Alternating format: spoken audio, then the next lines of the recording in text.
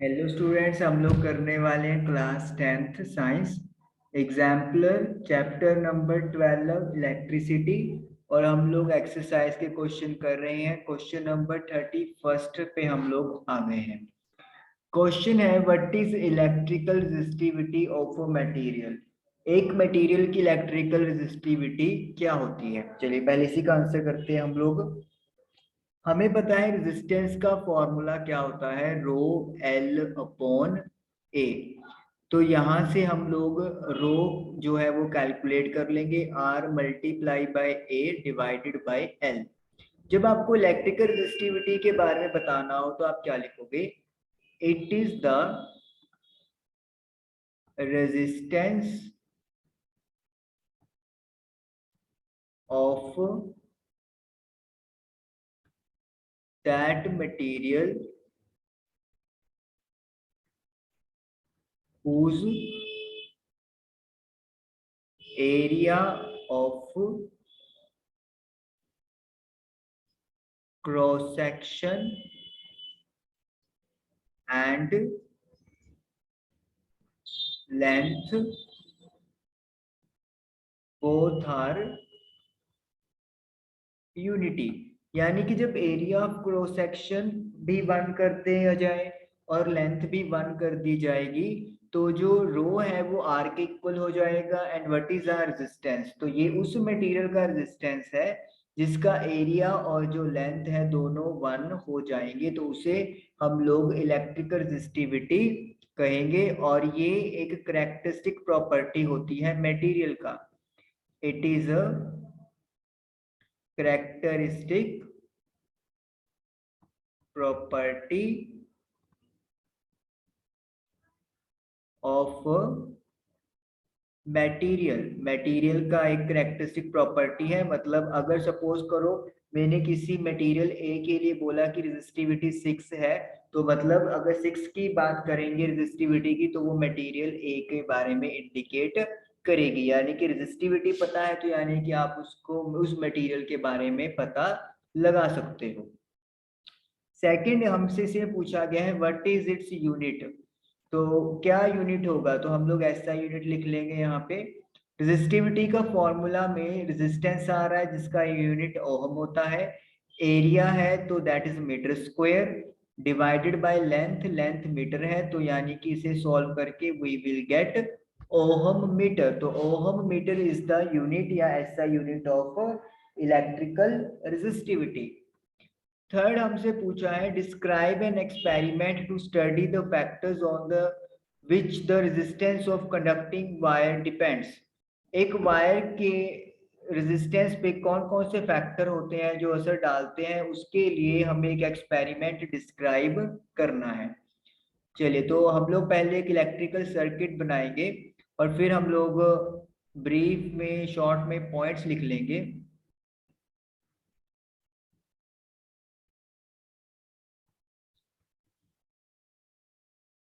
ये जो आपको गैप दिख रहे हैं यहाँ पे गैप्स हम लोग यूज करेंगे इनको।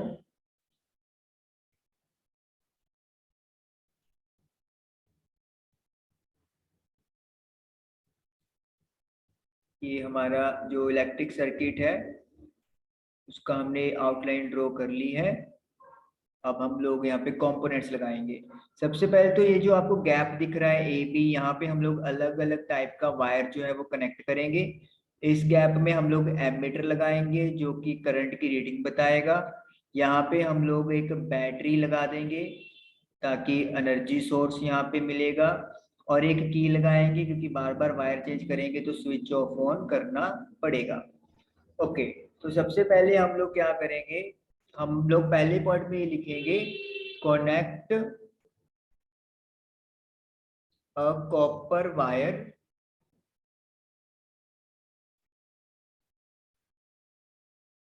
Copper wire of length L, area of cross section A between A and B. तो हम लोगों ने क्या करना है, एक कॉपर वायर जिसका लेंथ L है और area of cross section A है, वो A और B के बीच में कनेक्ट करना है। Note the reading of current से I1। अब हम लोगों ने इसका जो करंट है वो नोट करना है। सपोज कर लेते हैं जो करंट है वो I1 होगा। यहाँ पे चाहे आप एक पॉइंट और इंसर्ट कर सकते हो कि कनेक्ट करने के बाद क्लोज द की को क्लोज करें, क्योंकि अगर क्लोज करेंगे की तभी जो करंट है वो फ्लो होगा। Okay, now replace this wire with another copper wire of length 12, area of cross section A, in between A and B। अब जो हमने दूसरी कॉपर वायर लेनी है उसका लेंथ डबल होना चाहिए प्रीवियस वन से, लेकिन जो एरिया ऑफ क्रॉस सेक्शन है वो A ही रहना चाहिए। क्लोज द की को क्लोज करें, इसको फोर्थ बनवा लेते हैं।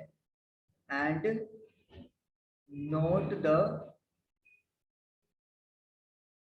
रीडिंग ऑफ करंट, और करंट की रीडिंग नोट करें से I2,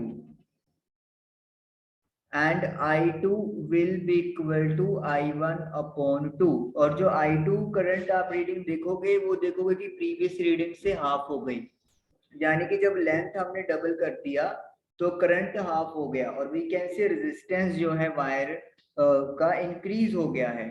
okay, now next point, replace this wire with another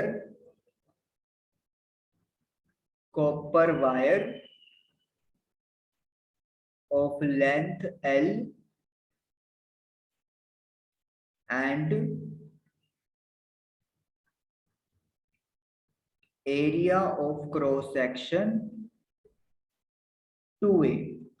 तो अब हमने जो कॉपर वायर लेना है उसका लेंथ L ही रखना है जो फर्स्ट वायर का था, लेकिन जो उसका एरिया ऑफ क्रॉस सेक्शन है वो अब अपन ने डबल कर देना है। Close the key and note the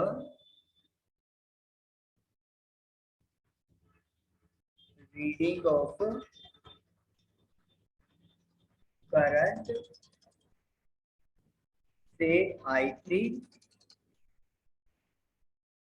end I3 will be twice of I1। तो जो इस बार करंट मिलेगा आपको फर्स्ट वायर के कंपेयर में डबल मिलेगा, तो यानी कि करंट इंक्रीज हो गया है।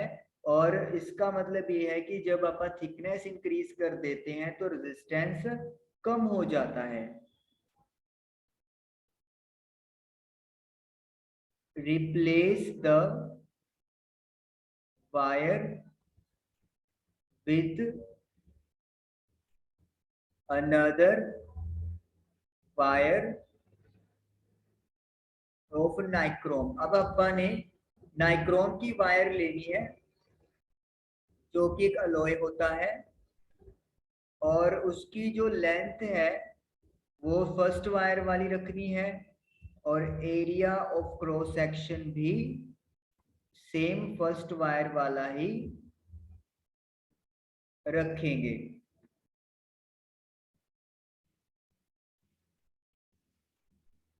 Close the key and note the reading of current से I4। तो आप देखोगे करंट की जो रीडिंग है इस बार I4 आएगी। तो इन सभी चीजों से हम लोग क्या कंक्लूड निकालेंगे, वी कंक्लूड जो रेजिस्टेंस है वो डिपेंड करता है फर्स्ट नेचर ऑफ मटेरियल पे। हमने देखा कि जैसे फर्स्ट पॉइंट में अपन ने कॉपर वायर लिया लेंथ ए और एरिया ऑफ क्रॉस सेक्शन ए, तो हमें करंट की रीडिंग I1 मिली। जब हम लोगों ने सेम लेंथ और सेम एरिया का वायर लिया नाइक्रोम का, तो हमें करंट I4 मिला। तो हम लोग ये भी लिख सकते हैं I1 is not equal to I4। तो यहाँ से क्या कंक्लूजन होता है कि एरिया और लेंथ सेम होने के बावजूद भी करंट सेम नहीं था, लेकिन मटेरियल का नेचर डिफरेंट था। तो इसका मतलब क्या हो गया है कि मटेरियल के नेचर के ऊपर रेजिस्टेंस डिपेंड करता है। उसके बाद directly proportional to length. Length हम लोग क्या देख रहे हैं कि जैसे ही लेंथ आपने डबल कर दी थी करंट हाफ रह गया, तो इसका मतलब है कि रेजिस्टेंस बढ़ गया। तो रेजिस्टेंस लेंथ पे डायरेक्टली डिपेंड करता है। थर्ड पॉइंट है कि inversely proportional to area of cross section. और जब हमने वायर की थिकनेस इंक्रीज कर दी तो करंट बढ़ गया। करंट बढ़ गया तो इसका मतलब क्या हुआ है कि रेजिस्टेंस कम हो गया है। तो इस वजह से जो रेजिस्टेंस का फॉर्मूला है that is rho L by A. और इस तरीके से इस एक्सपेरिमेंट से आप वेरीफाई कर सकते हो कि रेजिस्टेंस के ये तीन फैक्टर्स किस तरीके से वेरी करते हैं। तो 31st क्वेश्चन आप लोगों का कंप्लीट हुआ। आई होप कि आप लोगों को समझ में आया होगा। Thank you for watching the video.